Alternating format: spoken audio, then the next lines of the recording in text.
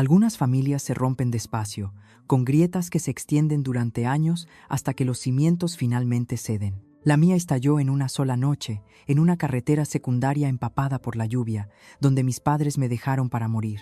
El cálculo era simple en sus mentes. Una hija con una enfermedad crónica equivale a demasiadas facturas médicas privadas, demasiado sacrificio, una carga demasiado pesada. Así que tomaron su decisión, arrancaron el coche y dejaron a la chica del cuerpo fallido atrás, como basura desechada. Nunca miraron atrás para ver los faros que aparecieron después de que los suyos se desvanecieran. Nunca sintieron la presencia que había estado observando desde las sombras. Nunca imaginaron que sobreviviría. Me llamaban su mayor carga. Me convertí en su peor pesadilla. Justo antes de volver a ello, me encantaría saber desde dónde nos estáis viendo hoy. Y si os gustan estas historias, aseguraos de suscribiros, porque el episodio especial de mañana es uno que definitivamente no querréis perderos. La lluvia golpeaba el parabrisas mientras conducíamos a través de la oscuridad. Cada gota resonaba en el pesado silencio dentro de nuestro sedán familiar. Me senté en el asiento trasero, mis dedos delgados trazando el vaho que mi aliento creaba en la ventanilla. Algo iba mal. Incluso a través de la neblina de los analgésicos podía sentirlo. El aire dentro del coche era diferente esta noche. «Papá, ¿a dónde vamos?», pregunté. Mi voz apenas audible sobre la tormenta y el rítmico barrido de los limpiaparabrisas. «Es bastante tarde para una cita médica». No hubo respuesta desde el asiento delantero, solo el endurecimiento de los nudillos de mi padre sobre el volante, blancos, sin sangre. Mi madre miraba fijamente hacia adelante, su perfil iluminado por los destellos ocasionales de los relámpagos. No me había mirado directamente en semanas. «Me llamo Laia Valls. Tengo 17 años y esta noche todo cambiaría». Las condiciones neurológicas comenzaron a mostrar síntomas cuando tenía 12 años. Primero, eran solo temblores ocasionales descartados como dolores de crecimiento o ansiedad. A los 14, necesitaba un bastón en los días malos. A los 16, me había familiarizado con la silla de ruedas guardada plegada en nuestro maletero, y el personal del hospital me saludaba por mi nombre. Los ahorros de mis padres disminuían con cada especialista privado, cada tratamiento, cada nuevo medicamento que prometía alivio, pero solo traía efectos secundarios. «Ya casi llegamos», dijo finalmente mi padre, con voz plana y desconocida. El coche redujo la velocidad al girar hacia una carretera comarcal que no reconocía.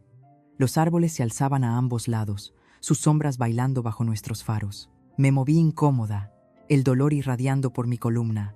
Mi medicación estaba perdiendo efecto y los temblores comenzarían pronto. «Mamá». Me incliné hacia adelante tratando de captar su mirada en el espejo retrovisor. «Creo que necesito mi siguiente dosis antes. El camino lleno de baches está». «Estarás bien», me cortó ella, con la voz más fría que jamás le había escuchado. Un destello de memoria me golpeó. Mi 8º cumpleaños. Mamá había horneado una tarta de chocolate con fideos de colores. Papá me había subido a sus hombros para que pudiera tocar el techo, declarándome la niña de 8 años más alta de la provincia. Mi hermano Carlos, 9 años mayor y ya elevándose sobre mí, se había reído y me había regalado una pulsera hecha a mano con hilos de colores. Un color por cada año, había explicado. Añadiré otro en el próximo cumpleaños. La pulsera todavía estaba en mi cajón en casa. Nunca llegó a añadir el 9º color. Carlos había desaparecido de nuestras vidas cuando tenía 17 años, después de una discusión atronadora con nuestro padre que hizo temblar las paredes de nuestro piso. Yo solo tenía 8 años entonces, confundida y desconsolada por su repentina ausencia. Mamá solo dijo que se había ido a buscar su propio camino, pero la mirada vacía en sus ojos me decía que había más en la historia. El coche se detuvo bruscamente, devolviéndome al presente. Estábamos en un arcén de tierra junto a la carretera principal, a kilómetros de cualquier lugar habitado, sin casas, sin farolas, solo oscuridad, lluvia y el retumbar distante de los truenos. Mi padre apagó el motor. «Bájate», dijo, sin darse la vuelta. Me reí nerviosamente. «¿Qué? Papá, está diluviando. ¿Es esto algún tipo de broma?» «Bájate». Cada palabra fue puntuada por el tamborileo de sus dedos en el volante. «Coge tu mochila. Hemos empaquetado tus cosas esenciales». Mirando hacia abajo, noté una pequeña mochila en el suelo a mis pies. No había estado allí cuando salimos de casa. «Mamá», mi voz se quebró. «¿Qué está pasando?» Mi madre finalmente se giró. Su cara era una máscara que no reconocía. No podemos seguir haciendo esto, Laia. Las facturas médicas, los cuidados constantes, verte deteriorarte. Hemos dado todo lo que tenemos. Pero soy vuestra hija, susurré, el miedo frío extendiéndose por mi pecho. Eres una carga, dijo mi padre rotundamente. No nos queda nada. Sin ahorros, sin jubilación, sin vida fuera de los hospitales. El apoyo de la comunidad se secó hace años, añadió mi madre, con voz mecánica. La gente siguió con sus vidas. Las recaudaciones benéficas pararon. El seguro no cubre los tratamientos experimentales. Simplemente, no podemos verte sufrir más. Así que me dejáis tirada en una cuneta. No podía creer las palabras que salían de mi boca. Ninguno de los dos respondió. Mi padre abrió el maletero desde dentro, luego salió bajo la lluvia. Caminó hacia mi puerta y la abrió de un tirón. La lluvia empapó inmediatamente el asiento trasero. Papá, por favor, supliqué, temblando mientras las gotas frías golpeaban mi piel. Lo que sea que haya hecho, lo siento. Me esforzaré más. No, él interrumpió. Es lo que eres, en lo que te has convertido. Su mano se cerró alrededor de mi brazo, sacándome del calor del coche. Mis piernas, débiles y poco fiables, cedieron inmediatamente. Me desplomé sobre el arcén embarrado, cayendo con fuerza sobre mi costado mientras el dolor atravesaba mi cadera. Tu mochila, dijo, lanzándola a mi lado. Aterrizó en un charco, el agua empapando inmediatamente la tela. Miré hacia arriba a las personas que me habían dado la vida, que una vez me habían arropado por la noche y revisado si había monstruos bajo mi cama. Sus rostros no tenían expresión, sin lágrimas, sin culpa, nada reconocible como amor o arrepentimiento. ¿Por qué? Logré preguntar a través del castañeteo de mis dientes. Mi madre miró hacia otro lado. Mi padre simplemente se dio la vuelta y caminó de regreso al lado del conductor, sin despedidas, sin palabras de amor, de consuelo, ni siquiera de arrepentimiento. Solo silencio y el portazo de las puertas del coche. El motor rugió cobrando vida, y se alejaron, las luces traseras desapareciendo rápidamente en la noche tormentosa. Intenté ponerme de pie, pero mis piernas no cooperaban. Los temblores habían comenzado en serio ahora, intensificados por el frío y el miedo. Me arrastré hacia el borde de la carretera, buscando refugio en la cuneta poco profunda. La lluvia golpeaba mi espalda, empapando mi fino jersey. Unos faros aparecieron en la distancia, y la esperanza surgió dentro de mí. Levanté una mano temblorosa, tratando de pedir ayuda. Una furgoneta redujo ligeramente la velocidad al pasar, pero luego aceleró, dejándome sola una vez más. Esto no podía ser real.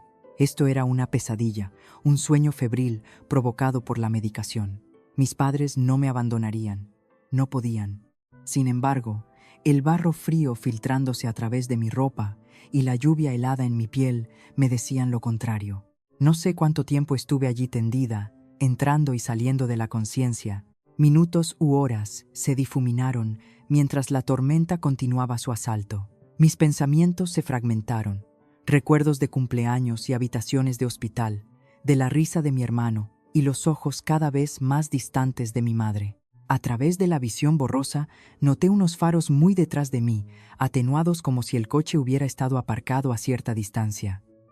¿Alguien nos había seguido? ¿Alguien lo había visto? Escuché abrirse y cerrarse la puerta de un coche. Pasos se acercaban, chapoteando en los charcos. Una figura alta se materializó a través de la cortina de lluvia, caminando decididamente hacia mí.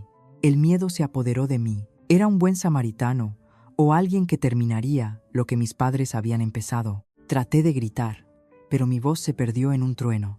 La figura se agachó a mi lado, protegiéndome ligeramente de la lluvia. Una mano suave apartó el pelo mojado de mi cara. «Está bien», susurró una voz de hombre, de alguna manera familiar pero cambiada por los años. «Nunca te olvidé». Luché por enfocar su rostro, pero la oscuridad se agolpaba en los bordes de mi visión. Unos brazos fuertes me levantaron con cuidado, acunándome contra un pecho cálido. «Estás a salvo ahora». «Lo prometo», murmuró la voz mientras la conciencia se desvanecía. Mi último pensamiento antes de que la negrura me reclamara fue que conocía esas palabras. Conocía esa voz de algún lugar profundo de mi pasado. una voz que pertenecía a cuentos antes de dormir y discusiones protectoras, a un hermano que había desaparecido de mi vida hacía casi una década. Carlos, susurré, aunque no estaba segura de si el nombre llegó a salir de mis labios antes de que el mundo se desvaneciera por completo. Calor. Esa fue la primera sensación que me recibió cuando la conciencia regresó lentamente. Calor y el suave crepitar de un fuego. No la cuneta fría y húmeda donde mi vida se había hecho añicos, sino algún lugar seguro, seco y tranquilo. Abrí los ojos a un entorno desconocido. Una habitación rústica con paredes de madera, un techo bajo con vigas expuestas y una pequeña estufa de leña en la esquina que proyectaba un resplandor naranja por el espacio.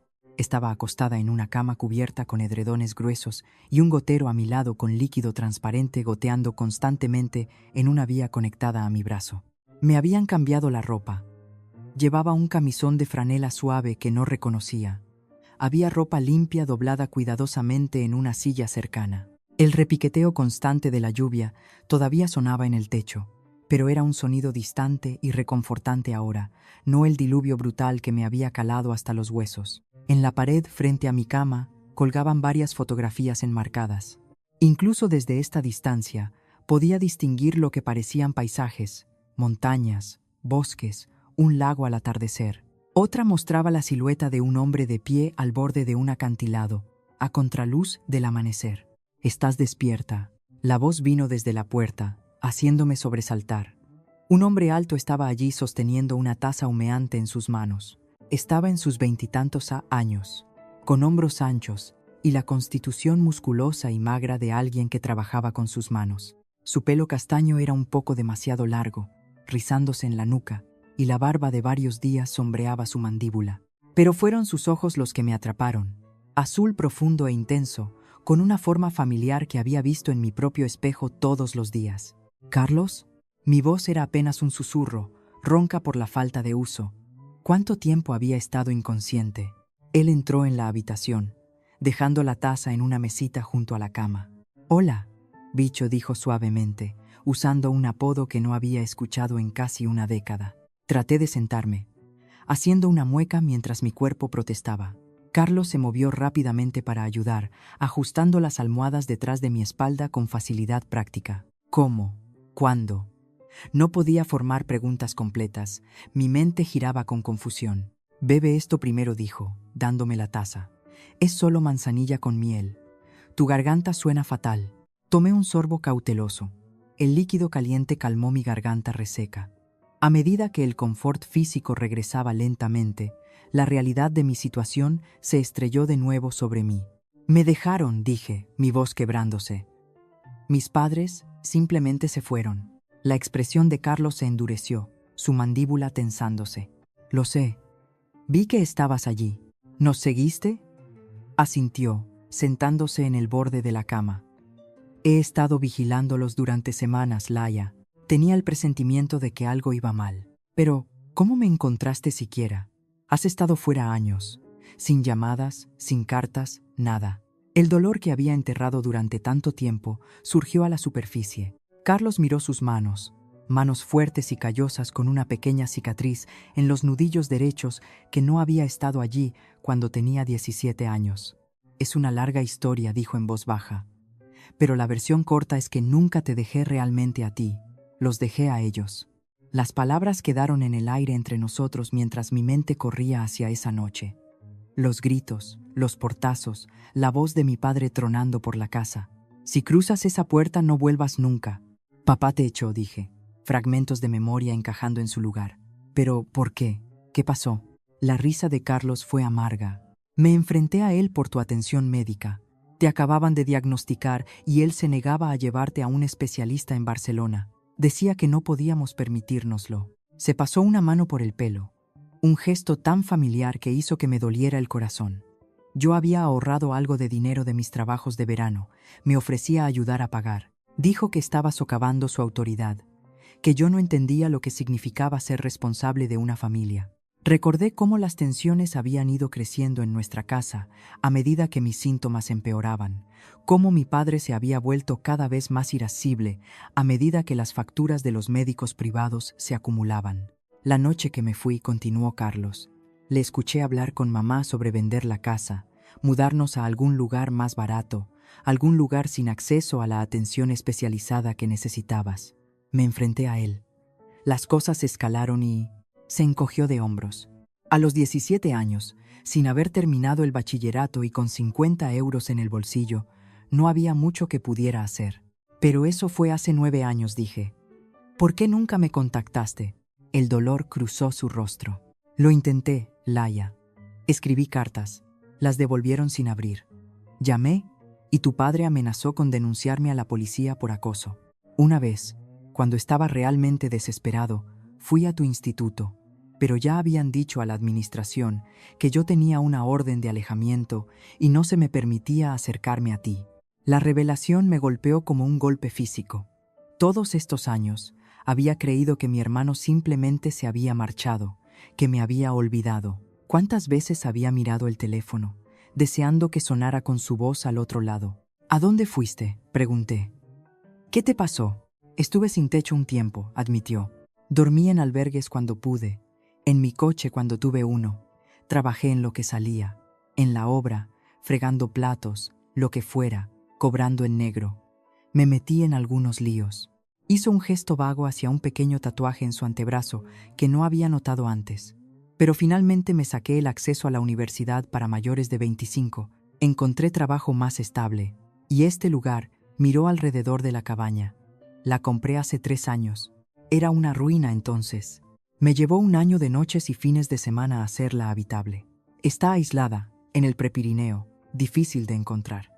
Eso es parte de por qué la elegí. Te estabas escondiendo, no escondiendo, solo manteniéndome fuera de su radar. Es más difícil para ellos encontrarte si no dejas huella digital. ¿Ellos?, repetí confundida. La expresión de Carlos se oscureció. Laia, mientras estabas inconsciente, hice algunas llamadas, revisé registros hospitalarios, hablé con una vieja amiga que trabaja en servicios sociales. Dudó. Tus padres no solo te abandonaron, vaciaron tu fondo médico, el de todas esas recaudaciones del barrio cuando te diagnosticaron por primera vez. Y te han denunciado como desaparecida voluntaria. La taza casi se me resbala de las manos. ¿Qué? ¿Por qué harían eso? Fraude al seguro. Para empezar, dijo Carlos con gravedad, y para cubrirse legalmente, están intentando que parezca que tú elegiste irte. No que abandonaron a su hija menor discapacitada en una carretera desierta en medio de una tormenta. La traición cortó más profundo de lo que podría haber imaginado. No solo dejada atrás, sino borrada, reescrita como la villana en mi propia historia. He estado documentando todo, continuó Carlos, sacando su móvil para mostrarme una carpeta de archivos, la retirada de tu fondo médico. Sus movimientos esa noche, las marcas de tiempo de la cámara de mi coche, mostrándolos dejándote en esa carretera. Su voz era firme, pero sus ojos ardían con una ira controlada. No quiero venganza, Laia.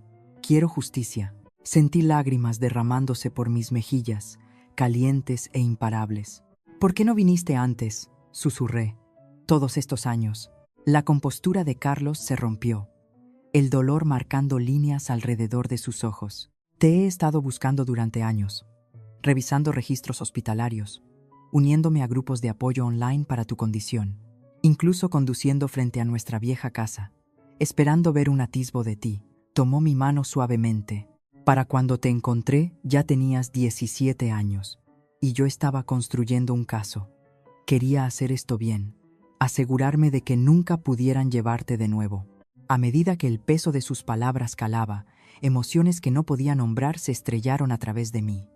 Gratitud y confusión, dolor y alivio, todo enredado en un nudo que no podía desenredar.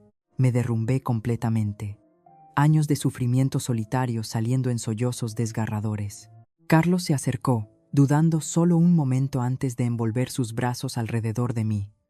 Me sostuvo mientras lloraba, sus propias lágrimas cayendo silenciosamente en mi pelo. Lo siento, susurró una y otra vez.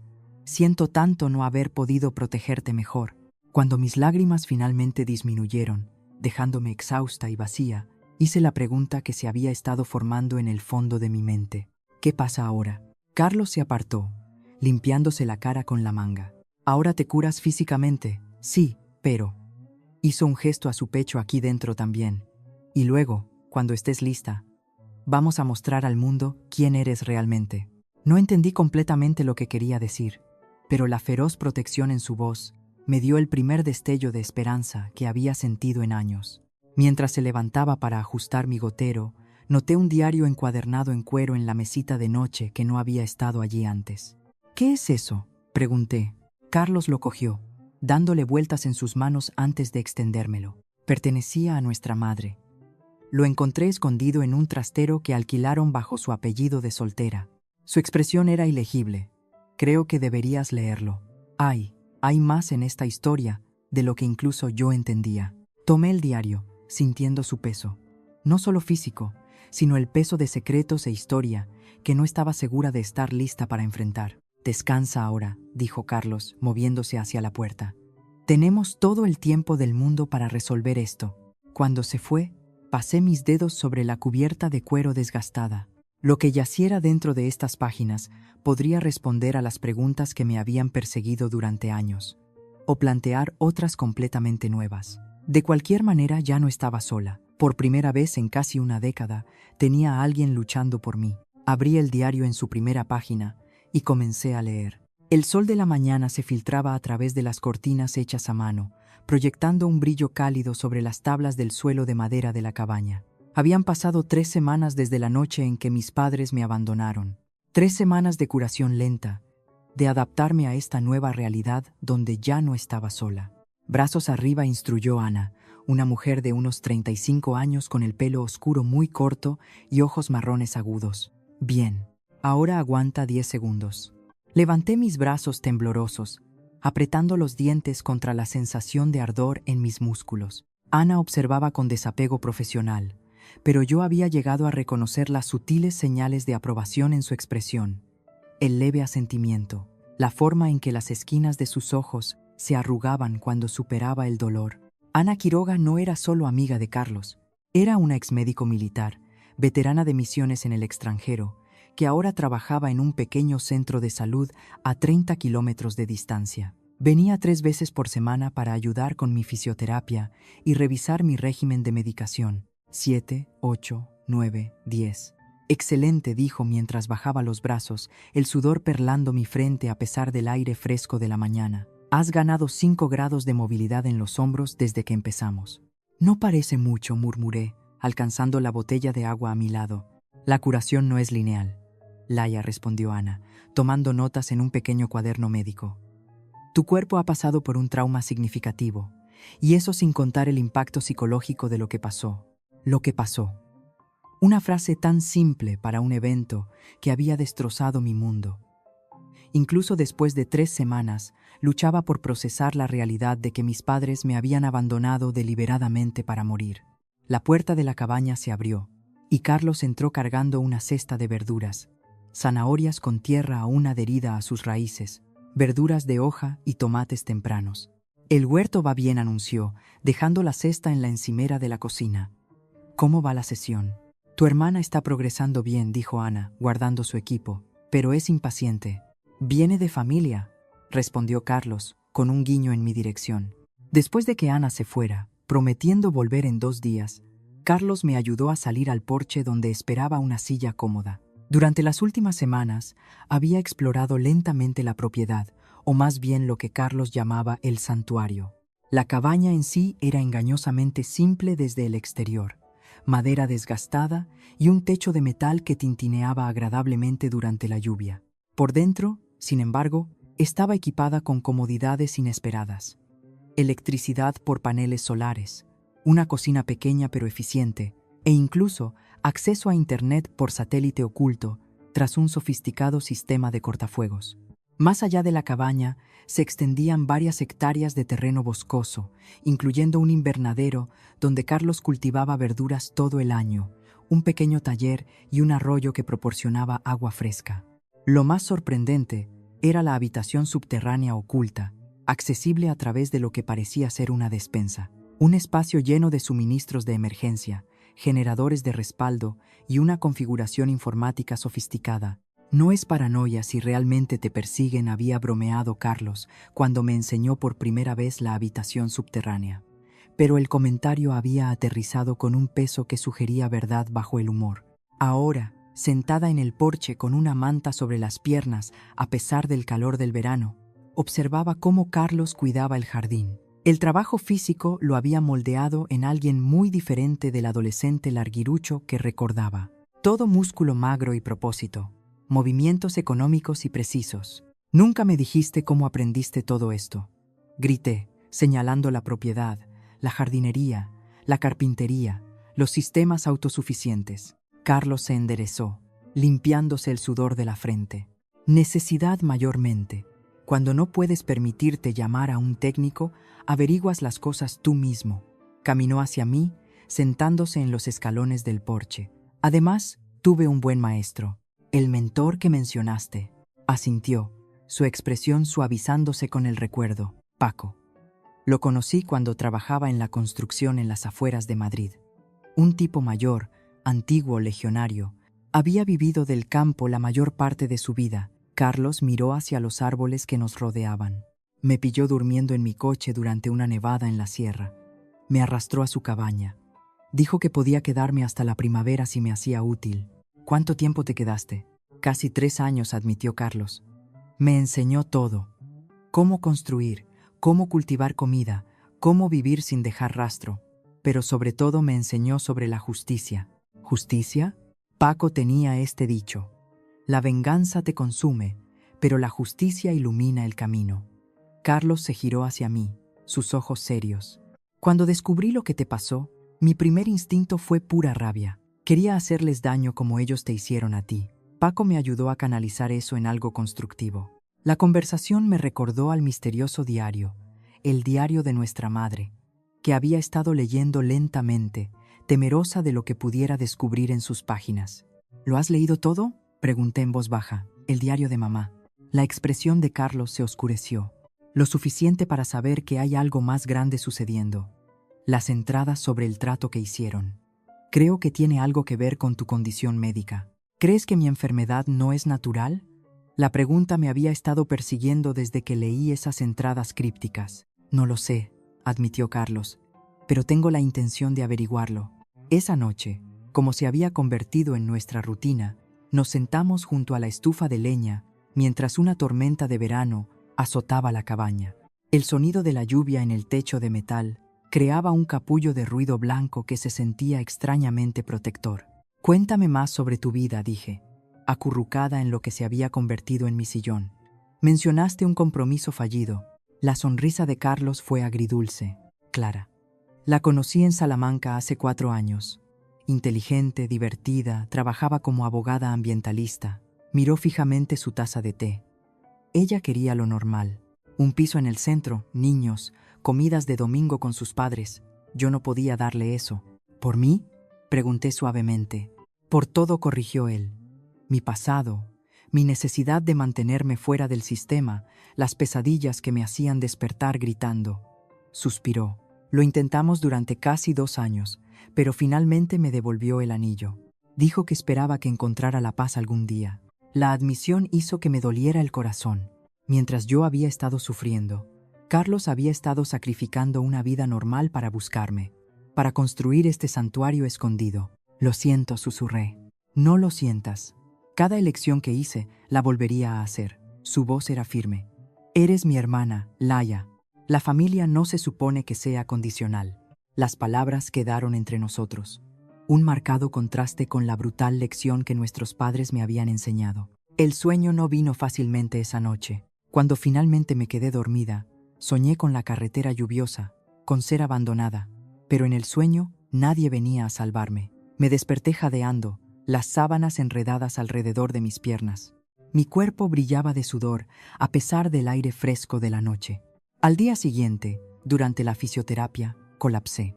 Los temblores me abrumaron y la frustración explotó en lágrimas. «Odio esto», lloré, golpeando mi puño contra el suelo. «Odio estar rota». Ana no corrió a consolarme ni ofreció frases vacías. En cambio, se sentó con las piernas cruzadas en el suelo a mi lado, su cara seria. «¿Sabes por qué dejé el ejército?», preguntó. La pregunta me sorprendió lo suficiente para detener mis lágrimas. Negué con la cabeza. Explosión de un IED en Afganistán. 3 de mi equipo murieron. Yo sobreviví, pero no sin cicatrices. Se remangó para revelar tejido quemado ondulado que iba desde la muñeca hasta el codo. Durante meses, me convencí de que estaba rota. Usé el alcohol para adormecer el dolor. Alejé a cualquiera que intentara ayudar. Sus ojos sostuvieron los míos firmemente. Entonces una noche, me metí una pistola en la boca. Jadeé suavemente. Obviamente, no apreté el gatillo, continuó, con voz práctica, porque mi perro tiró una lámpara en el momento justo. Me dio un susto de muerte. Hizo que se me cayera el arma. Una pequeña sonrisa tocó sus labios. Estúpido, ¿verdad? Sobrevivir a la guerra solo para ser salvada por un labrador torpe. ¿Qué pasó entonces?, pregunté. Me di cuenta de algo importante. Sobrevivir no es suficiente.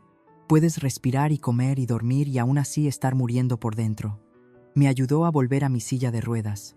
El trabajo real comienza cuando decides vivir, no solo sobrevivir. Esa tarde, le pedí a Carlos que me llevara a la sala de ordenadores. Era hora de comenzar mi propia investigación sobre lo que me había pasado. No solo el abandono, sino los años de enfermedad que lo habían precedido. Necesitamos mirar sus registros financieros, dije, la determinación alimentando mi voz. Y quiero buscar información sobre tratamientos experimentales para condiciones neurológicas. Carlos levantó una ceja, pero no cuestionó mi repentino interés. Me enseñó cómo usar el sistema informático seguro, explicando las precauciones que evitaban que nuestras búsquedas fueran rastreadas. Las horas se mezclaron en días mientras construíamos nuestro caso. Carlos ya había reunido pruebas extensas. Extractos bancarios que mostraban el vaciado de mi fondo médico, datos de GPS de la noche en que me abandonaron, grabaciones de llamadas telefónicas que había hecho a hospitales preguntando por mi paradero. Yo contribuí documentando mi historial médico, creando líneas de tiempo de tratamientos y sus efectos. Mientras trabajaba, surgieron patrones extraños, tratamientos que parecían empeorar mis síntomas, médicos que aparecían brevemente en mi cuidado solo para ser reemplazados sin explicación. Una tarde, mientras escribía en el diario que mi madre había dejado, añadiendo mis propias entradas junto a las suyas, Ana irrumpió en la cabaña sin llamar. «Os han descubierto», dijo sin aliento, sus ojos muy abiertos con urgencia. 2 hombres vinieron al centro de salud hoy, haciendo preguntas sobre una chica desaparecida. Tenían tu foto, Laia. Carlos se puso de pie al instante. «¿Guardia civil? ¿Policía?» Ana negó con la cabeza. «¿Privados?» No se identificaron. Pero uno mostró lo que parecía una placa de seguridad corporativa cuando pensó que no estaba mirando. Mi sangre se heló. «¿Cómo sabían venir a tu clínica?» «No lo sé», admitió ella. «Pero sabían exactamente cómo eres, hasta la marca de nacimiento en tu muñeca. Dijeron que eran parientes, pero...» Dudó. «¿Pero qué?», presionó Carlos. No parecían preocupados. Parecían decididos, como si esto fuera una operación de recuperación, no un rescate. Más tarde esa noche, después de que Ana se hubiera ido con promesas de alertarnos si los hombres regresaban, encontré una carta deslizada bajo la puerta de la cabaña. Un sobre blanco simple sin remitente. Dentro había una sola línea mecanografiada. «Nunca debiste sobrevivir. Deja de escarbar». Mis manos temblaban mientras se lo mostraba a Carlos. Lo leyó, su cara endureciéndose en una máscara de furia controlada. «Ven conmigo», dijo tranquilamente, llevándome a la sala de ordenadores. Activó un monitor que no había visto antes, una transmisión de seguridad que mostraba varios ángulos de la propiedad. «Mira», señaló la marca de tiempo de ese mismo día, cuando ambos habíamos estado en el centro de salud de Ana para mi revisión. Las imágenes mostraban un sedán oscuro aparcado en el borde de la propiedad. Una figura con una chaqueta oscura se movía cautelosamente hacia la cabaña, sobre en mano. «Nos han encontrado», susurré, el miedo oprimiendo mi pecho. «Han encontrado la cabaña», corrigió Carlos. «Pero no saben qué más hay aquí, o lo que sabemos». Esa noche, el sueño me eludió por completo. Me senté junto a la ventana, observando las sombras moverse entre los árboles.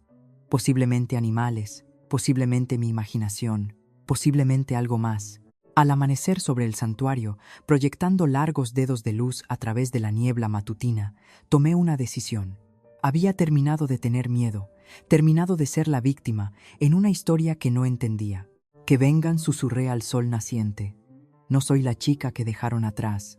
A medida que la mañana se convertía en tarde, me senté a la mesa de la cocina con el diario de mi madre abierto ante mí, las páginas iluminadas por rayos de luz solar que entraban por las ventanas de la cabaña. La nota amenazante que habíamos recibido ayer yacía a su lado. Su mensaje grabado en mi memoria. Nunca debiste sobrevivir. Deja de escarbar. Pero escarbar era exactamente lo que tenía la intención de hacer. Las entradas del diario se habían vuelto cada vez más inquietantes a medida que avanzaba en ellas. Hoy había llegado a una entrada fechada poco después de mi tercer cumpleaños. Roberto firmó los papeles finales hoy. 30.000 euros, depositados inmediatamente con pagos trimestrales a seguir. Dice que esto resolverá nuestros problemas financieros. Nos dará la vida que merecemos. ¿Pero a qué precio? El médico explicó los protocolos. Dijo que Laia estará ayudando a otros niños al participar, pero vi algo en sus ojos cuando mencionó los posibles efectos secundarios. Debería haber dicho que no. Dios me perdone. Debería haber dicho que no. Mi estómago dio un vuelco mientras me giraba hacia Carlos, que estaba revisando documentos financieros en el otro extremo de la mesa. Me vendieron, susurré, mi voz atrapándose, cuando era solo una niña pequeña. Carlos levantó la vista bruscamente. ¿Qué? Empujé el diario hacia él, el dedo marcando la entrada condenatoria. Mientras leía, su expresión se endureció en algo casi irreconocible. Mi hermano gentil y protector transformado por una furia fría. Investigación Neurobanza, dijo, abriendo un documento en su portátil. Encontré su nombre en algunos de los formularios médicos que recuperé del trastero. Son una compañía farmacéutica privada especializada en tratamientos neurológicos con sede en Madrid. ¿Crees que experimentaron conmigo? Las palabras se sentían surrealistas saliendo de mi boca. No solo experimentaron, dijo Carlos sombríamente. Según estos registros bancarios, mamá y papá recibieron pagos regulares hasta que tuviste 14 años, justo cuando tus síntomas se volvieron demasiado graves para ocultarlos. La revelación me golpeó como un golpe físico. Mis recuerdos de infancia pasaron ante mí. Las visitas al médico especial donde me separaban de mis padres. La medicina de sabor extraño que me daba sueño. Las extracciones de sangre semanales que me habían dicho que eran solo para asegurarse de que creces correctamente. Cariño, me usaron como sujeto de prueba, dije, mi voz hueca. Y luego, cuando los efectos secundarios se volvieron demasiado graves, me abandonaron. Carlos cruzó la mesa para tomar mi mano temblorosa. Esto cambia todo, Laia. Esto ya no es solo abandono parental o negligencia médica. Esto es criminal. Esa tarde, Ana llegó con noticias. Había utilizado sus conexiones médicas para localizar a una antigua científica de Neurobanza que había dejado la empresa bajo circunstancias misteriosas hace 3 años. Su nombre es doctora Adriana Vega, explicó Ana, esparciendo documentos sobre la mesa. Dirigía la investigación sobre un protocolo de tratamiento neurológico cuando renunció repentinamente. Sin explicación, sin nuevo trabajo alineado, simplemente desapareció de la comunidad científica hasta el año pasado, cuando reapareció dando clases en una universidad a distancia a 300 kilómetros de aquí. ¿Crees que sabe algo sobre lo que me pasó?, pregunté. Vale la pena averiguarlo, dijo Carlos. ¿Puedes contactarla? Ana asintió. Ya lo hice. Fue reacia al principio, pero cuando mencioné síntomas que coincidían con los de Laia, aceptó reunirse. Hay una condición, sin embargo. Insiste en el secreto absoluto. Sin teléfonos, sin dispositivos electrónicos, y nos reunimos en un lugar de su elección. 2 días después, nos estábamos preparando para la reunión cuando Carlos notó un todoterreno negro aparcado en la carretera rural cerca de nuestra propiedad. «Tenemos compañía», dijo, con voz tensa mientras miraba a través de los prismáticos. 2 hombres, trajes, definitivamente no son de por aquí. Mi corazón se aceleró. La misma gente que fue al centro de salud de Ana. No puedo asegurarlo, pero no vamos a correr riesgos. Agarró sus llaves y una mochila, ya preparada para emergencias. Nuevo plan. Yo los alejaré de aquí, mientras tú y Ana os dirigís al punto de encuentro. Carlos, no protesté, pero él me cortó. Laia, esta podría ser nuestra única oportunidad de averiguar qué te hicieron. Estaré bien. Tengo 3 rutas diferentes planeadas y suficiente equipo de supervivencia para durar una semana si es necesario. Su voz se suavizó. Confía en mí, ¿vale? No te encontré solo para perderte de nuevo. Una hora más tarde, Ana y yo observamos desde la distancia cómo la camioneta de Carlos pasaba rugiendo junto al todoterreno que predeciblemente salió a la carretera para seguirlo. Una vez que estuvieron fuera de la vista, Ana me ayudó a subir a su coche utilitario y tomamos una serie de carreteras secundarias para llegar al punto de encuentro, un área recreativa en un parque natural, lo suficientemente aislada para la privacidad, pero lo suficientemente pública para la seguridad. La doctora Vega no era nada como esperaba.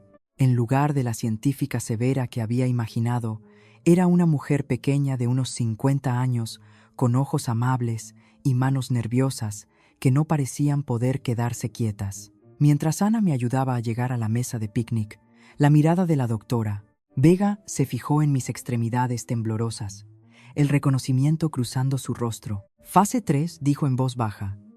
Los temblores, la debilidad progresiva. Estabas en el ensayo de fase 3, ¿verdad? Asentí. Creo que sí, aunque nunca supe que así se llamaba. La doctora Vega miró alrededor con ansiedad antes de hablar de nuevo. Necesito saber cuánto entendéis ya. Es peligroso para todos nosotros tener esta conversación. Sabemos que mis padres firmaron un contrato con Neurovanza cuando tenía 3 años, dije. Recibieron pagos a cambio de inscribirme en algún tipo de ensayo. Y mi suposición, añadió Ana, su formación médica evidente en su terminología precisa, es que el ensayo involucraba tratamientos neurológicos experimentales que causaron daño iatrogénico al sistema nervioso central de Laia. La doctora Vega cerró los ojos brevemente, como si se estuviera armando de valor. Se suponía que iba a ser revolucionario, comenzó. Un tratamiento para trastornos neurológicos de inicio temprano. Los estudios preliminares en animales eran prometedores. Reversión de síntomas, regeneración neuronal. Pero cuando pasamos a los ensayos en humanos, se apagó, el dolor marcando líneas alrededor de su boca. ¿Qué pasó? La animé suavemente. La empresa estaba bajo presión de los inversores. Los resultados no llegaban lo suficientemente rápido, así que se recortaron gastos, se ignoraron los protocolos de seguridad. Me miró directamente. Hubo 27 niños en el ensayo de fase 3. 24 mostraron efectos adversos graves en 5 años. Un escalofrío me recorrió. ¿Y los otros 3? Uno se mudó al extranjero con su familia, más allá de nuestras capacidades de seguimiento.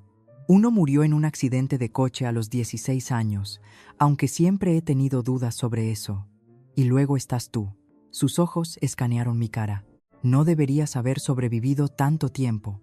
El daño neurológico debería haber sido fatal a estas alturas. ¿Es por eso que me quieren?, pregunté. ¿Porque sobreviví cuando no debería haberlo hecho? Eres evidencia viviente de lo que hicieron, dijo la doctora Vega simplemente. Y peor aún, eres lo suficientemente mayor ahora para entenderlo, para hablar de ello, para buscar justicia. Metió la mano en su bolso y sacó una memoria USB. Guardé copias de todo antes de irme. Protocolos del ensayo, datos de pacientes, memorandos internos discutiendo riesgos conocidos. No te devolverá la salud, pero podría ayudarte a encontrar justicia. Mientras me entregaba la unidad, su teléfono vibró con un mensaje de texto. El color desapareció de su cara mientras lo leía. Tenemos que irnos. Ahora. Nos mostró el mensaje. Coche desconocido preguntando por ti en tu piso. Dicen ser tu hermano. No hay hermano en tu expediente. Nos separamos apresuradamente. La doctora Vega dirigiéndose al oeste mientras Ana y yo tomábamos una ruta tortuosa de regreso al santuario. Mi mente corría con todo lo que había aprendido. No solo una víctima de abandono parental, sino una superviviente de experimentación médica corporativa, un testamento viviente de crímenes que personas poderosas querían enterrar. Cuando llegamos de nuevo a la cabaña, Carlos no estaba allí. Pasaron horas sin noticias. Ana se quedó conmigo, ambas saltando con cada sonido exterior. Finalmente, cerca de la medianoche, mi teléfono, un modelo prepago básico que Carlos me había dado solo para emergencias, vibró con un mensaje de texto de un número desconocido. Arrestado. Cargos falsos. Abogado necesario. Trastero en calle Mayor. Llave bajo la tercera roca desde la esquina norte. No vengas. No es seguro. Ana llamó inmediatamente a un amigo abogado mientras yo descifraba la segunda parte del mensaje de Carlos. El trastero. Tenía que ser donde había encontrado el diario de nuestra madre y la otra evidencia que había estado reuniendo.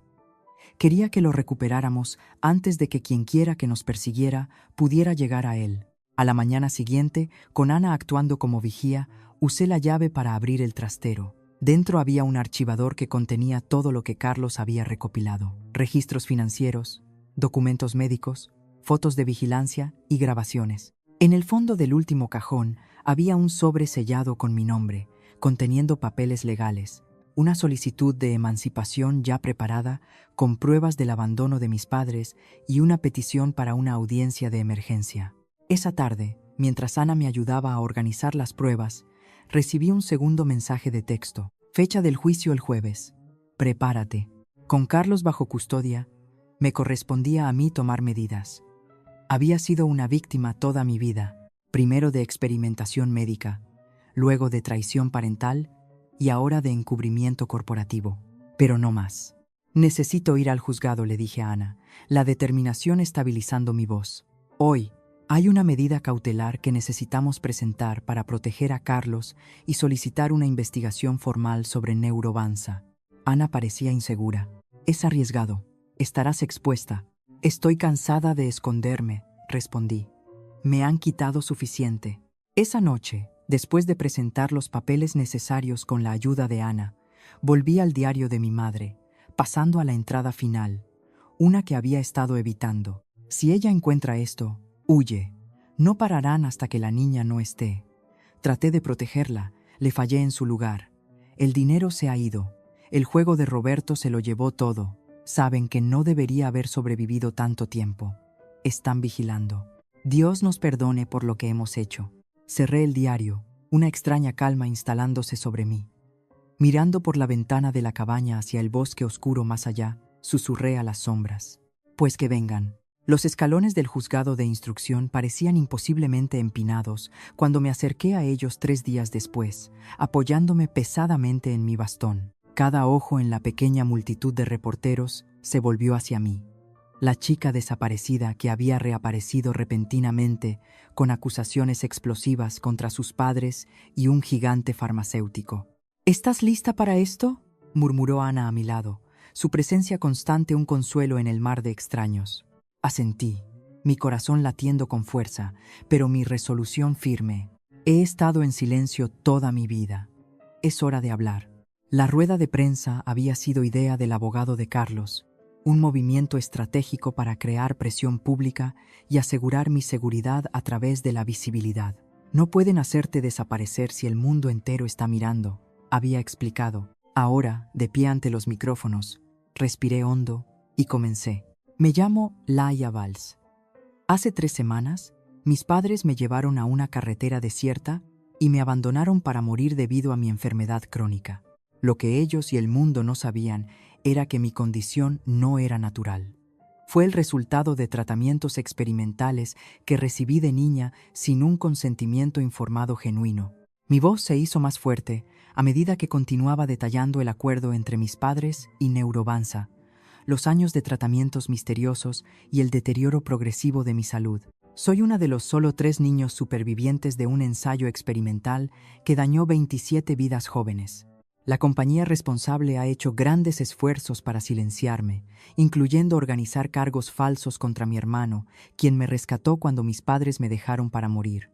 Mientras hablaba, mi historia se extendió como la pólvora por las redes sociales. El hashtag Justicia para Laia comenzó a ser tendencia. Otras familias se presentaron con historias similares de efectos secundarios misteriosos tras ensayos de Neurovanza. La presión pública funcionó. Carlos fue puesto en libertad bajo fianza 2 días después, los cargos endebles contra él desmoronándose bajo el escrutinio.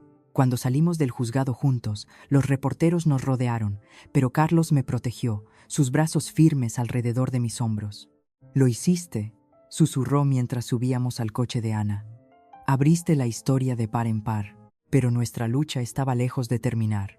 A medida que la atención pública se intensificaba, recibimos noticias de que la doctora Vega había aceptado testificar ante un panel judicial que investigaba las prácticas de Neurovanza. Era el avance que necesitábamos, una fuente interna con credibilidad y conocimiento de primera mano. Días antes de la audiencia, sin embargo, la casa de la doctora Vega se quemó hasta los cimientos, en lo que los oficiales inicialmente llamaron una fuga de gas. Ella sobrevivió con quemaduras graves, su investigación destruida, su credibilidad repentinamente cuestionada por fuentes anónimas, sugiriendo inestabilidad mental. Esto no ha terminado, les dije a Carlos y Ana mientras nos reuníamos en la cabaña, ahora fortificada con medidas de seguridad adicionales. Están tratando de desacreditarla igual que intentarán desacreditarme a mí. Entonces, vamos a lo grande, dijo Carlos, la determinación endureciendo sus rasgos. Exposición nacional, una plataforma que no puedan controlar ni manipular. La oportunidad llegó a través de un respetado programa de investigación periodística en horario de máxima audiencia que nos ofreció una entrevista en directo. Mientras la maquilladora me preparaba en el camerino, vi mi reflejo, pálida, todavía demasiado delgada, pero con un fuego en mis ojos que no había estado allí antes. «Estamos en el aire, en 5 minutos», anunció la productora, asomando la cabeza en la sala. Carlos apretó mi mano. «¿Segura de esto? Una vez que se emita, no hay vuelta atrás». «He estado escondiéndome toda mi vida», respondí. «He terminado con las sombras». La entrevista comenzó con mi historia, el abandono, el rescate de Carlos, nuestro descubrimiento de la verdad. La presentadora, una periodista veterana conocida por sus preguntas incisivas, escuchaba con creciente indignación. «Estas son acusaciones extraordinarias», dijo finalmente. «¿Qué pruebas tienen para apoyarlas?» Era el momento para el que nos habíamos preparado. Asentí a Carlos, quien me entregó la carpeta. De ella saqué el documento que había cambiado todo, el contrato original firmado por mis padres, aceptando inscribirme en el ensayo experimental de Neurobanza. «Este es el acuerdo que mis padres firmaron cuando yo tenía 3 años», dije, mi voz firme mientras lo sostenía ante la cámara. «Recibieron 400,000 euros, a cambio de permitir que se administrara un fármaco no probado a su hija pequeña». Los ojos de la presentadora se abrieron mientras examinaba el documento.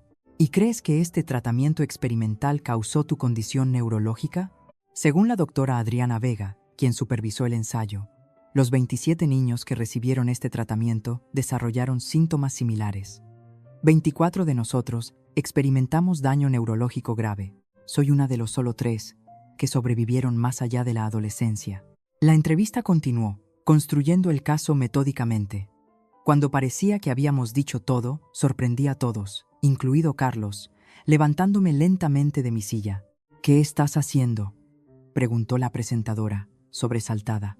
Con piernas temblorosas, me puse completamente de pie, sin ayuda, en la televisión nacional. El dolor atravesó mi cuerpo, pero permanecí de pie. Durante años, mi condición me ha confinado a una silla de ruedas la mayoría de los días. Los médicos dijeron que nunca volvería a ponerme de pie por mi cuenta. Miré directamente a la cámara. Así es como se ve contraatacar. Esto es lo que no pudieron quitarme, mi voluntad de levantarme. El momento se convirtió en la imagen definitoria de nuestra lucha. Una chica adolescente abandonada y traicionada, literalmente poniéndose de pie contra fuerzas poderosas que habían intentado destruirla. A la mañana siguiente, las acciones de Neurobanza se desplomaron. Por la tarde, la fiscalía anunció una investigación formal. Por la noche, el abogado de mis padres emitió un comunicado alegando que habían sido engañados sobre la naturaleza de los ensayos médicos. La justicia comenzaba a desarrollarse, un paso doloroso y necesario a la vez. Un año después, estaba al borde de la propiedad, observando cómo los operarios instalaban el nuevo cartel, Fundación Valls, para la ética médica y apoyo a supervivientes. El santuario se había transformado, ampliado y renovado, pero manteniendo el encanto rústico y las características de seguridad que me habían cobijado en mis días más oscuros. «¿Qué te parece?», preguntó Carlos, viniendo a pararse a mi lado. A los 29 años parecía más joven de alguna manera. Las líneas de preocupación que habían surcado su frente comenzaban a desvanecerse. «Es perfecto», respondí, apoyándome en mi bastón. Aún lo necesitaba la mayoría de los días, pero podía caminar distancias cortas sin ayuda ahora. Una victoria que los médicos alguna vez pensaron imposible. En los años desde que nuestra historia se había hecho pública, mucho había cambiado. Neurobanza había sido forzada a la quiebra, sus ejecutivos enfrentando cargos penales. Se había establecido un fondo de compensación para los supervivientes y las familias de las víctimas. Mis padres habían enfrentado su propio ajuste de cuentas, cargos legales, deshonra pública y ruina financiera. El santuario había evolucionado en algo más grande que un escondite. Con el dinero de la indemnización y las donaciones que llegaron después de que nuestra historia se hiciera pública, habíamos establecido una fundación para apoyar a los supervivientes de la explotación médica y abogar por protecciones más fuertes en los ensayos clínicos. Ana había dejado su trabajo en el centro de salud para dirigir nuestro programa de recuperación de traumas. Su experiencia como médico de combate le dio una visión única para ayudar a las personas a sanar de la traición y el abuso. La pequeña cabaña donde me recuperé por primera vez se había convertido en su oficina, mientras que nuevos edificios albergaban espacios de terapia, salas de reuniones y alojamientos temporales para aquellos en crisis. La sesión de Rubén fue bien hoy mencioné, refiriéndome a un niño de 12 años con síntomas similares a los míos que había venido a nosotros hace 3 meses. Se mantuvo de pie casi un minuto. Carlos sonrió, el orgullo evidente en su expresión. Tiene una buena maestra. Caminamos de regreso hacia la casa principal, una versión más grande de la cabaña original, diseñada para acomodar tanto nuestras necesidades de vivienda como los espacios administrativos de la fundación. Al acercarnos, noté a Ana en el porche, clasificando el correo. «Carta para ti», Laia llamó, sosteniendo un sobre fino. El remitente hizo que mi corazón diera un vuelco. Centro de Cuidados Paliativos del Hospital Provincial. Solo podía ser de una persona. Dentro había una sola hoja de papel. La letra temblorosa pero legible. Laia. Los médicos dicen que tengo semanas, tal vez días. Cáncer de pulmón. Demasiado tarde para el tratamiento. Sé que no me perdonarás. No pido eso. Pero antes de irme, necesito que sepas que siempre fuiste la persona más fuerte que he conocido. Lo que hicimos fue imperdonable. Tu padre lo llamó supervivencia, pero fue codicia, pura y simple. La mujer en la que te has convertido, poniéndote de pie, contraatacando, ayudando a otros. Esos no fuimos nosotros, esa fuiste tú, siempre tú, tu madre, Elena Valls. Doblé la carta cuidadosamente y la devolví a su sobre. No hubo lágrimas, ni oleada de emoción, solo un tranquilo reconocimiento de que algunas heridas nunca sanarían por completo. Algunos puentes nunca se reconstruyen. Esa tarde, sentada en el porche mientras el crepúsculo pintaba el cielo en tonos acuacela de púrpura y oro, le hice a Carlos la pregunta que había permanecido en mi mente durante meses. ¿Cómo lo supiste? Esa noche cuando me dejaron, ¿cómo supiste estar allí? Carlos guardó silencio durante un largo momento, observando las luciérnagas emerger del prado. Llevaba semanas rastreándolos, dijo finalmente. Sus compras online, equipaje, un mapa hacia una provincia donde no tenían conexiones, su repentino interés en vender la casa, la forma en que vaciaron tu fondo médico en pequeños incrementos para evitar sospechas. Me miró, con los ojos serios. Sabía que estaban planeando algo. Simplemente no sabía qué, hasta esa noche. Podrías haber llamado a la Guardia Civil, señalé, y decirles que tenías un mal presentimiento. Negó con la cabeza.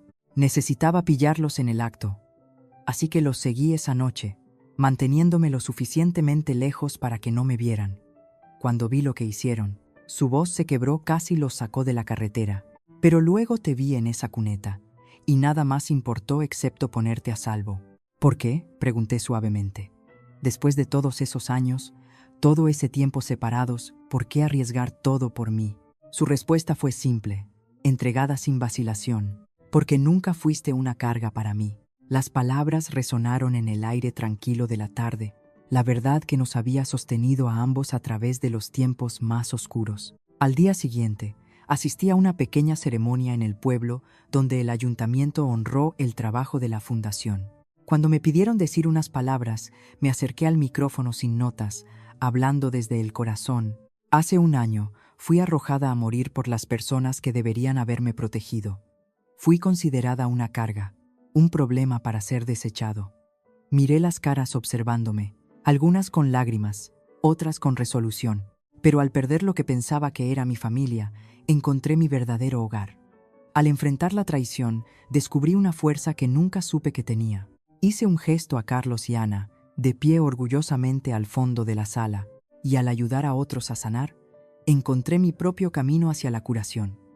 Fui arrojada a morir, pero en su lugar, encontré mi razón para vivir. Esa noche, después de la ceremonia, caminé sola hacia el borde de la propiedad. La luna colgaba llena y brillante sobre los árboles, iluminando el santuario que me había salvado. Mis piernas temblaban de fatiga, pero rechacé la silla de ruedas, decidida a estar de pie por mi cuenta en estos pocos momentos preciosos. Mirando hacia el vasto lienzo de estrellas, me sentí pequeña pero significativa. Una vida entre miles de millones, pero una vida que importaba, que tenía un propósito más allá de simplemente sobrevivir. Pasos crujieron en la grava detrás de mí. Carlos se acercó, preocupación en sus ojos. «¿Estás bien aquí fuera? Está refrescando». Me giré hacia él. Mi hermano, mi salvador, mi familia en el sentido más verdadero de la palabra. «Estoy más que bien», dije, sonriendo. «Estoy en casa». Juntos, nos quedamos bajo el dosel de estrellas, supervivientes de diferentes tormentas que habían encontrado puerto el uno en el otro. El camino por delante no sería fácil. Mi condición siempre presentaría desafíos y la lucha por la justicia continuaría. Pero por primera vez en mi vida, enfrentaba el futuro no con miedo, sino con esperanza. No simplemente sobreviviendo, viviendo. ¿Alguna vez te has preguntado cuánta fuerza se esconde bajo la superficie de aquellos que la sociedad descarta como demasiado rotos para importar? Alguien una vez me dejó en el borde de la carretera para morir. Ahora soy yo quien cambia vidas y derriba imperios. Si este viaje de víctima a vencedora te ha conmovido, dale a me gusta y suscríbete para más historias que exponen el poder puro de la resiliencia humana contra probabilidades imposibles.